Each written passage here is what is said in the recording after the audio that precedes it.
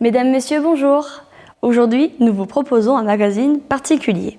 En effet, nous partons au centre hospitalier où tout le personnel a dû s'adapter aux conditions particulières liées à la pandémie.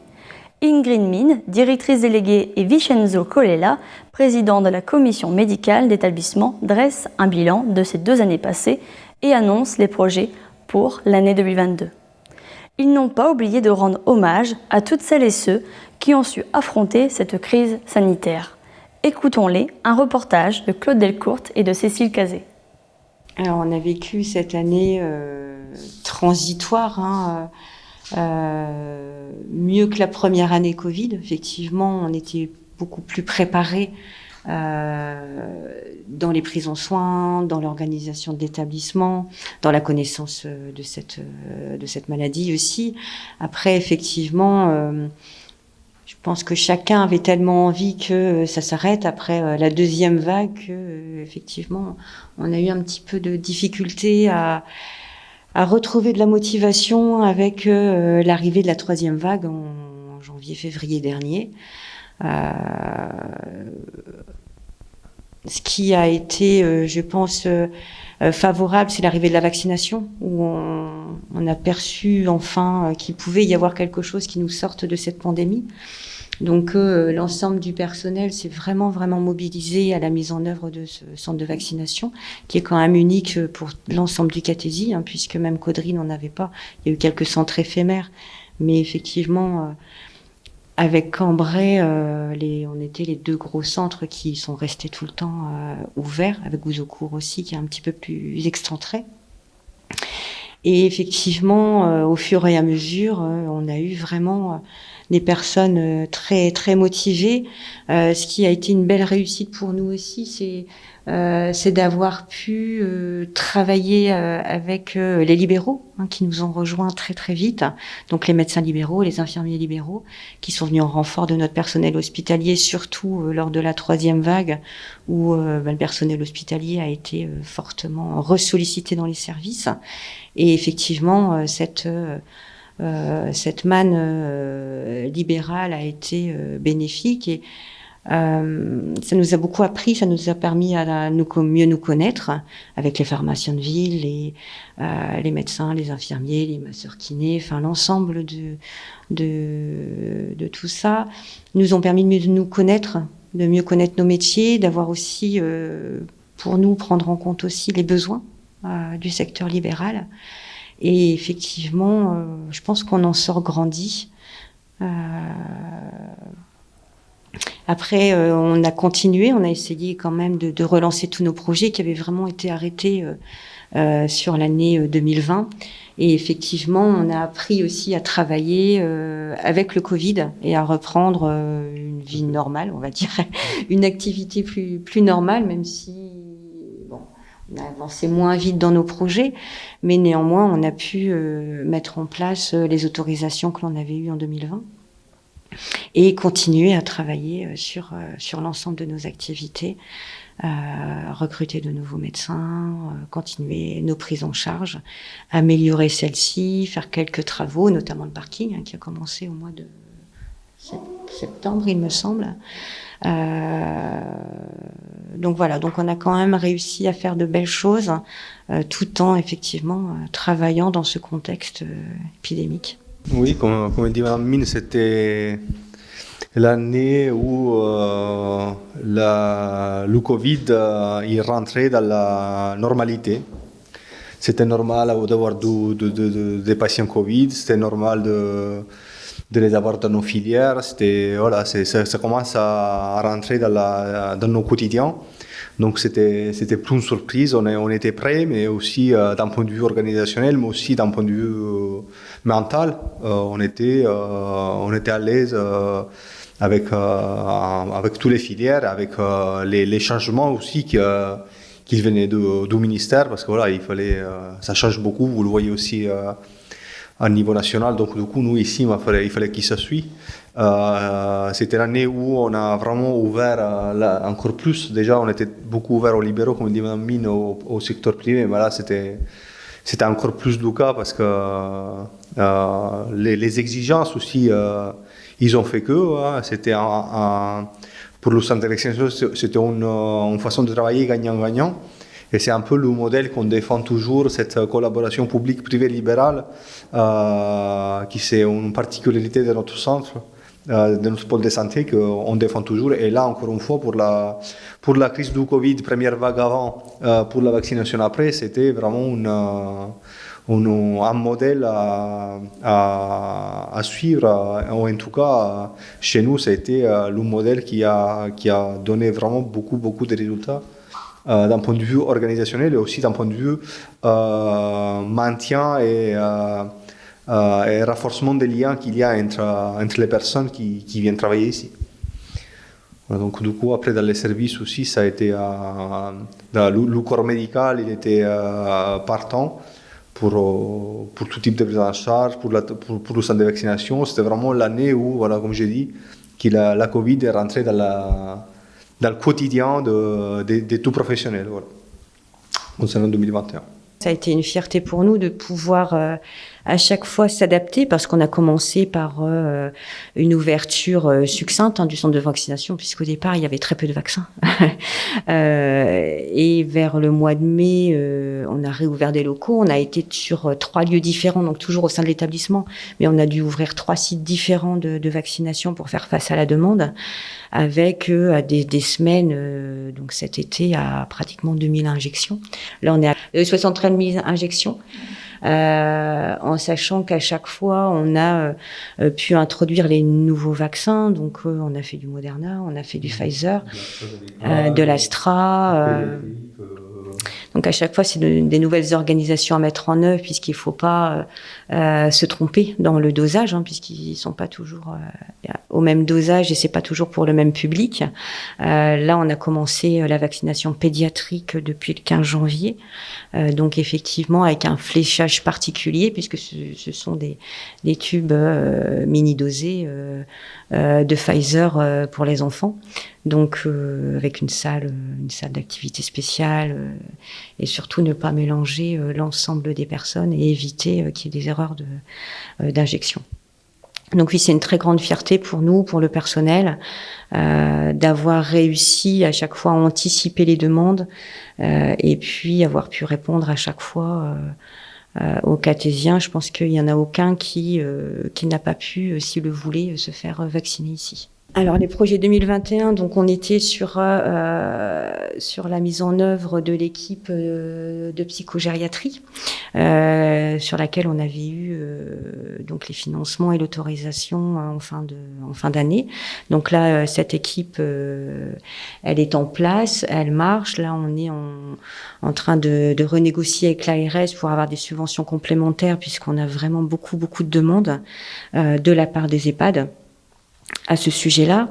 On est également porteur de la labellisation de la filière gériatrique, qui nous demande aussi un travail de concertation avec l'ensemble du territoire. Donc là, le médecin coordonnateur et le coordonnateur non médical ont été nommés. Donc ce sont le docteur Abied et monsieur Liétin, qui sont coordonnateurs de cette filière et qui travaillent en collaboration avec l'ensemble des acteurs pour pouvoir faire avancer cette filière et continuer surtout à bien coordonner, fluidifier les prises en charge. Le premier cheval de bataille sur lequel on s'est lancé avec l'ensemble des acteurs, c'est la prise en charge des personnes âgées aux urgences, pour déjà mieux connaître les situations et puis mieux se faire connaître, Cambrai le Cateau, puisqu'on est les deux établissements publics ayant des urgences sur le territoire, et travailler sur la filière et essayer d'éviter des attentes qui pourraient être évitables des personnes âgées au sein des EHPAD et faire des entrées directes dans les services de médecine, de court séjour. Donc on a aussi continué à travailler, oui, sur la prise en charge des violences conjugales, donc au sein de nos urgences et notamment de notre maternité également. On a aujourd'hui plus de 50 personnes qui ont été détectées et accompagnées donc dans leur prise en charge, dans leur plainte par notre centre hospitalier, avec bien évidemment un travail excellent que l'on mène avec la gendarmerie de Le Cateau, que je tiens à remercier vraiment pour les liens que l'on a su créer ensemble et qui sont vraiment à disposition de ces personnes. Et puis tout le travail qui est fait effectivement par la sous-préfecture là-dessus. On a 2 fois par an des réunions d'arrondissement à la préfecture pour justement continuer à bien se connaître, à fluidifier le système et à continuer à travailler sur la simplification des plaintes et puis un meilleur suivi de ces personnes. Et là, on essayait vraiment de travailler sur l'information également. L'information et puis la formation de notre personnel. Donc l'IFAS qui continue. Donc là, effectivement, on travaille avec Madame Castel, la directrice des soins, sur l'augmentation des capacités. On est toujours sur 15 places aujourd'hui. Avec le Ségur de la santé, il a été mentionné qu'il y aurait des ouvertures de places, que ce soit dans les IFSI ou dans les IFAS. Et on vient de postuler pour avoir 5 places complémentaires pour l'année 2000. Alors ce serait certainement pour l'ouverture 2023 maintenant, puisqu'on vient d'accueillir la 3e année pour notre IFAS. Là, la 2e promotion donc a été diplômée le 18 décembre et on a eu un taux de réussite à 100%. Pour ceux qui ont passé le diplôme, on a eu deux abandons en cours d'année. On a toujours notre projet d'extension de notre espace santé. Donc qui a bien avancé sur 2021 puisqu'on a participé à un appel à manifestation d'intérêt public auprès de l'ARS pour essayer d'obtenir des subventions. Donc on a obtenu des subventions à hauteur de 300 000 € donc pour pouvoir louer des locaux et puis surtout adapter les locaux aux différentes consultations que l'on souhaiterait mettre en place. Là, on est en partenariat donc pour des dentistes avec les dentistes de Maubeuge qui pourraient effectivement travailler avec nous sur la mise en place d'un dentiste au sein de cet nouvel espace. Et on travaille sur l'ophtalmo avec le docteur Aïstani de Cambrai notamment pour pouvoir mettre en place des consultations d'ophtalmologie également. Cet espace, c'est vrai qu'on l'attend parce qu'on manque un peu de place dans cet établissement. À force de créer de nouvelles activités ou de potentialiser les choses, notamment avec le centre de vaccination, on est un petit peu à l'étroit. Et effectivement, il nous faut aujourd'hui de nouveaux locaux pour pouvoir continuer à offrir ces disciplines qui n'existent pratiquement plus sur le Catésie et continuer à soigner, en tout cas en proximité, notre population. Donc c'est un dossier qu'on travaille avec Monsieur Siméon hardiment, avec Monsieur Selem également, qui a racheté le bâtiment d'Aldi derrière et potentiellement à qui on pourrait... je reste au conditionnel parce que c'est pas encore fait. Louer des locaux à visée de consultation. Qui ouvre la possibilité d'un côté comme de l'autre que les gens puissent venir, parce que peu importe leur statut, peu importe la façon dans laquelle le temps aussi qu'ils veulent venir, il y a un besoin qui est vraiment énorme sur les lieux. Donc il y a un besoin d'offre de soins qui est comme présent. Donc nous, c'est ce qu'on essaie de faire, c'est vraiment de mettre ces professionnels, peu importe leur statut, dans les meilleures conditions afin qu'ils puissent être intéressés par notre pôle de santé. Donc du coup, c'est pour ça qu'on essaie de les avoir le plus près possible du centre hospitalier parce que ça donne aussi une sécurité pour certains praticiens, pour certaines spécialités. Mais ça fait en sorte que les gens ils se connaissent. Vous avez des spécialistes différents qui occupent les mêmes lieux. Donc ça crée aussi du lien médical dans les professionnels. Et cela il fait en sorte que les gens ils s'y sentent bien, ils se sentent en sécurité et qu'ils ne se sentent pas tout seuls dans leur cabinet avec un problème X ou Y. Par exemple, ici, on a des pneumos, on a des cardios dans notre espace santé, mais pour les généralistes qui exercent, avoir le pneumo, le cardio, le dermato, peut-être un jour l'ophtalmo aussi le dentiste, mais pas loin en tout cas de leur bureau, mais pour avoir une consultation spécialiste, vous comprenez que rien qu'un avis en fait.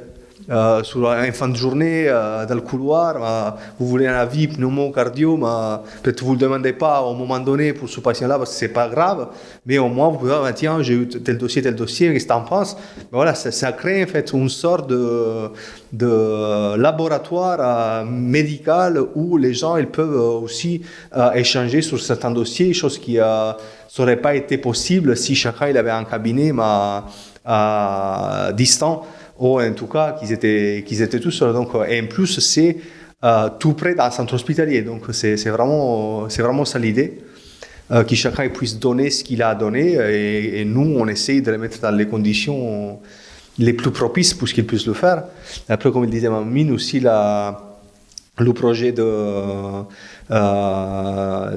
entrées directes pour éviter les passages d'urgence, c'est vraiment c'est un des principaux projets de cette année parce qu'en fait, on se rend bien compte que les urgences ils sont de plus en plus sollicitées pour différentes causes. C'est une désertification médicale dans les campagnes. Il y a moins de gens qui ont accès à un médecin généraliste.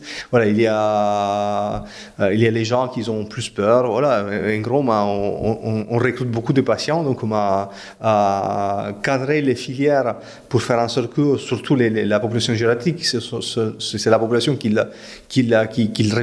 fait plus de recours aux urgences, ils puissent être au bon moment, au bon endroit, le plus fréquemment possible, afin qu'ils soient, mieux pris en charge par des professionnels formés à la gériatrie le plus rapidement possible et que les urgences ils puissent avoir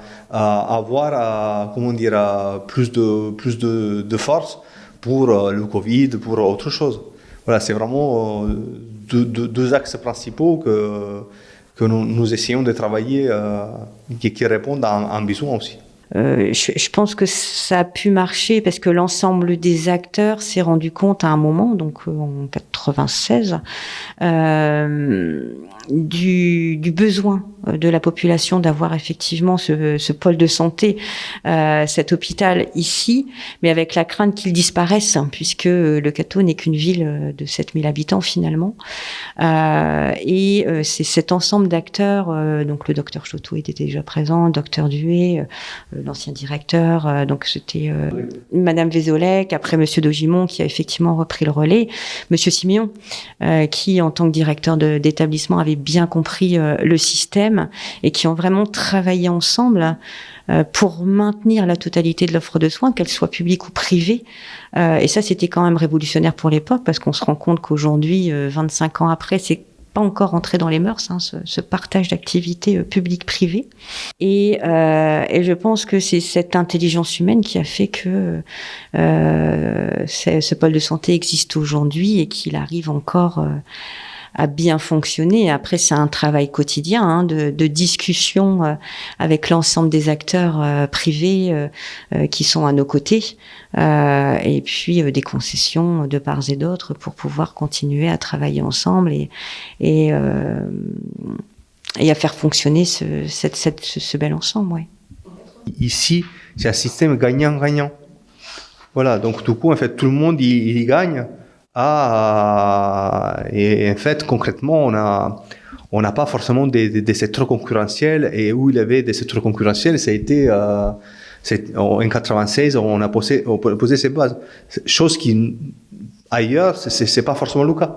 Donc vraiment, nous, on a tout intérêt à travailler ensemble. Donc c'est aussi un facteur que, donc d'une, il y a un besoin populationnel, de deux, il y a un facteur de cohésion et de non-concurrence sur les secteurs qu'on a décidé de développer chacun de son côté. Donc c'est un facteur qui favorise la coexistence, forcément. Pas de date précise, mais des recrutements en cours sur la gériatrie, notamment en cours séjour gériatrique.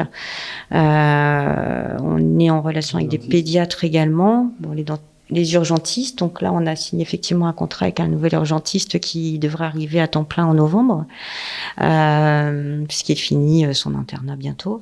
Donc pas de date précise, mais on continue effectivement à travailler avec une équipe médicale qui aujourd'hui dans l'établissement est très très active à ce sujet-là et qui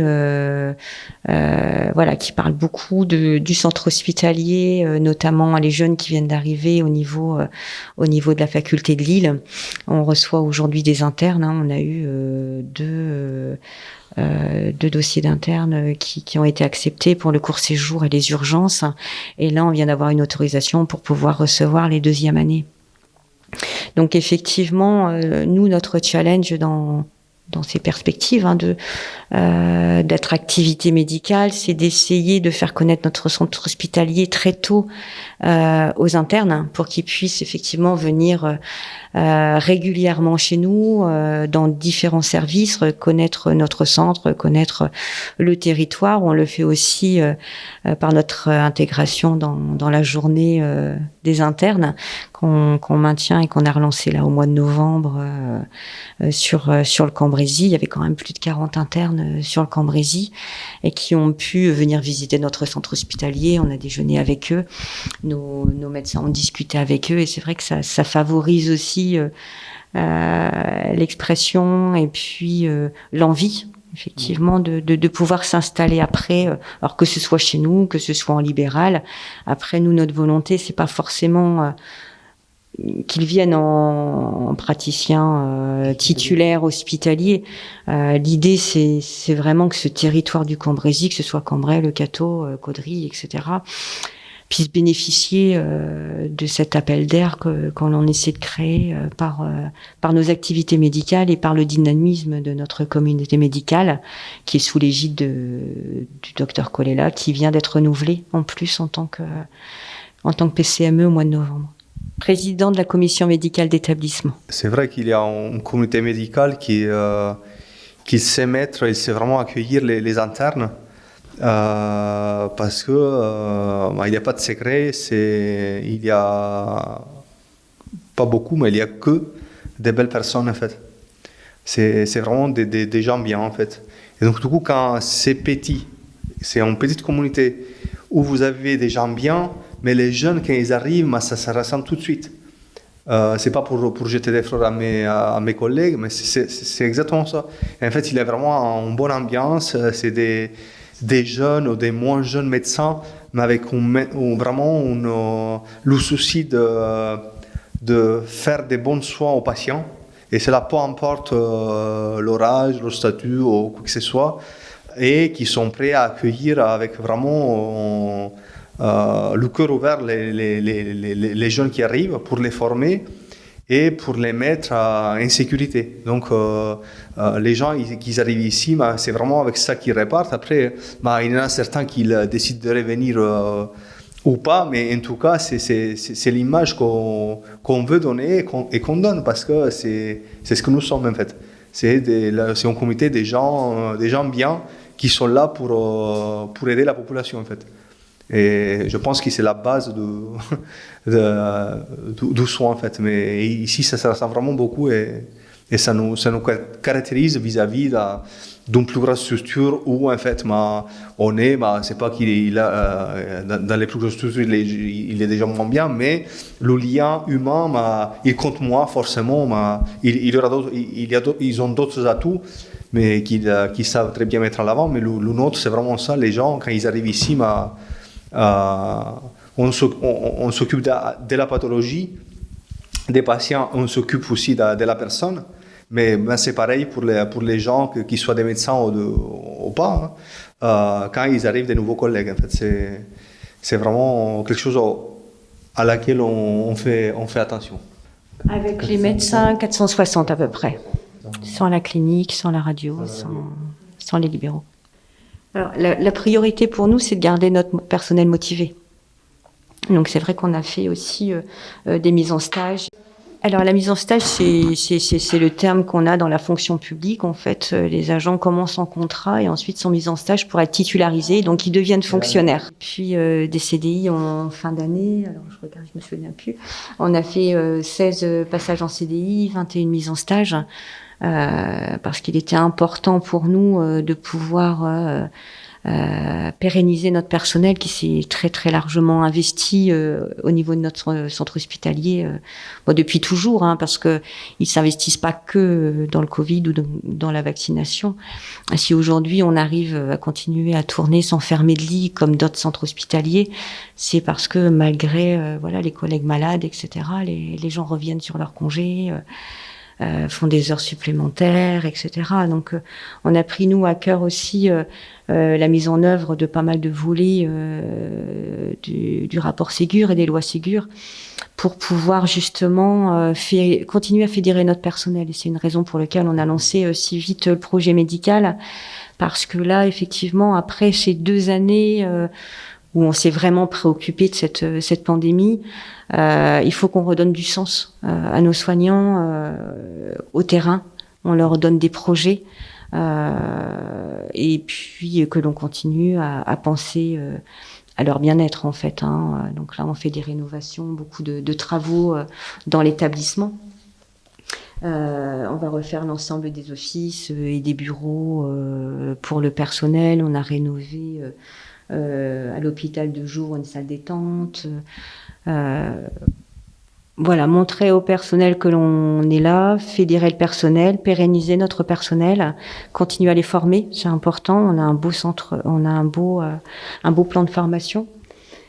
Et puis continuer à avancer tous ensemble, comme depuis un certain nombre d'années maintenant.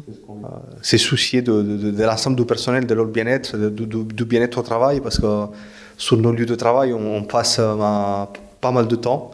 Et du coup, c'est sûr qu'on ne peut pas satisfaire tout le monde, mais en tout cas, tout le monde il est entendu, tout le monde il peut s'exprimer. Et si les remarques sont pertinentes, on essaye d'appliquer les choses, mais toujours pour le bien-être de la personne, du soignant et de soigner des malades. C'est vraiment quelque chose de très important, encore plus vu le contexte actuel où il y a une pénurie des soignants qui est phénoménale. Mais c'est pas la raison en fait, c'est pas ça qui nous pousse à le faire. On l'a toujours fait, mais aujourd'hui on se dit qu'on a bien fait et que c'était vraiment la bonne direction. Et là du coup on a beaucoup demandé à nos soignants, aux médecins, aux paramédicaux, mais aussi aux administratifs. L'ensemble du personnel de l'établissement, je pense, de tous les hôpitaux de France, c'est pas que le nôtre, ils ont fait un effort énorme face à la pandémie.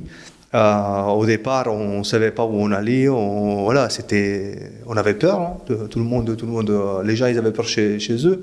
Aussi à l'hôpital, on ne savait pas, on voyait des cercueils partout à la télé, les gens enfermés, des villes mortes. On attendait, on était là, le pied ferme. Ça a été une épreuve du travail, parce que c'était le boulot, mais c'était aussi une épreuve émotionnelle. Donc du coup, le personnel était quand même impacté d'un point de vue humain, en tant que personne.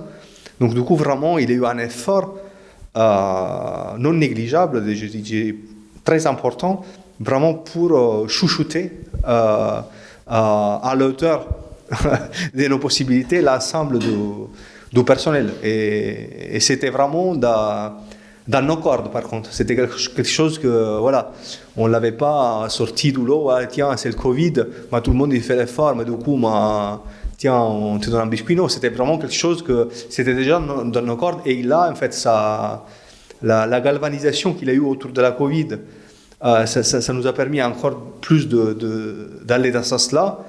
Et aujourd'hui, en fait, l'enjeu, c'est comment on continue dans cette direction et comment on fait en sorte que nos personnels ils puissent se sentir bien ici pour qu'ils puissent faire des bons soins. En fait, c'est vraiment ça. En fait, c'est un tout. En fait, C'est en tout le du patient au médecin, aux administratifs, comment on peut rendre unique chaque prise en charge en fait. On n'a pas fait de discours cette année non plus, parce qu'on a souhaité mettre les soignants au cœur du système. Et Clotilde donc, a fait une petite vidéo, a rencontré beaucoup d'agents pour avoir leur avis sur effectivement ce que vous me demandez, si on doit garder quelque chose de l'année 2021. Et donc on a fait une petite vidéo avec effectivement toutes ces paroles de soignants. On l'a repris dans un petit livret qu'on a distribué au personnel. Parce que effectivement, pour nous, c'est important aussi qu'ils puissent s'y retrouver et qu'il n'y ait pas qu'un seul son, que ce soit moi, le président de CME, le président du conseil de surveillance qui parle.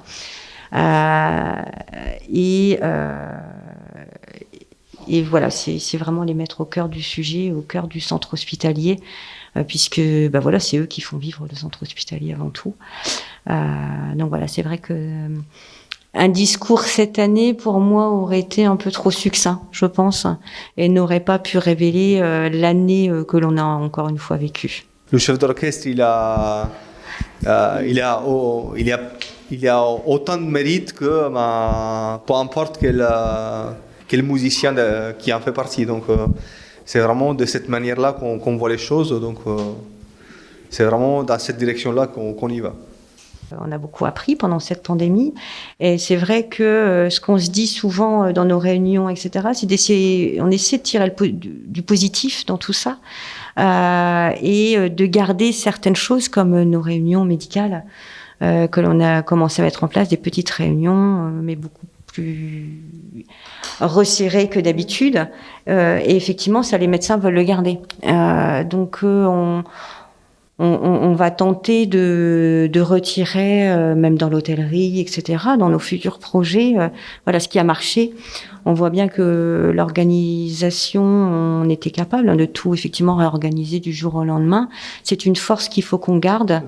Et on essaie, on essaie avec nos collaborateurs de leur montrer qu'il y a eu quand même des bons côtés finalement, et de les maintenir au quotidien. Après, le vide, on le sentira pas, je pense, parce qu'il y a tellement de travail qui a été mis de côté aussi, que de toute façon, il n'y a pas de vide dans un établissement de santé. Il y a trop de choses à faire, et c'est vrai que, alors, ce sera peut-être pas forcément aussi rapide, mais ça fait du bien aussi de temps en temps de pouvoir faire les choses avec un tout petit peu plus de temps. Mais non, je pense pas qu'il y aura du vide.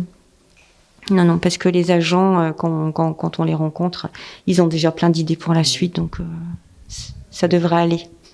On a vraiment beaucoup appris de cette situation, ça nous a beaucoup apporté. Et les gens qui sont passés par ici, qui ne travaillaient pas forcément que ici, mais en fait, ils ont pu voir grâce à c'est la taille humaine en fait, qui sont vraiment un bon compromis pour la gestion des situations de crise, parce que tout allait vite en fait. On pouvait décider des choses le matin et les mettre en place au bout d'une heure sur les filières patients, voilà. Et ça en fait, dans des gros centres, dans des grosses structures, c'est pas forcément le cas. Donc nous en fait, on a vraiment beaucoup gagné en fait, d'un point de vue organisationnel, d'un point de vue communication, et après comme elle dit Madame Mine, le vide, non, parce que il y aura tout le temps des patients qui vont frapper à nos portes. Notre centre hospitalier, il a une bonne image.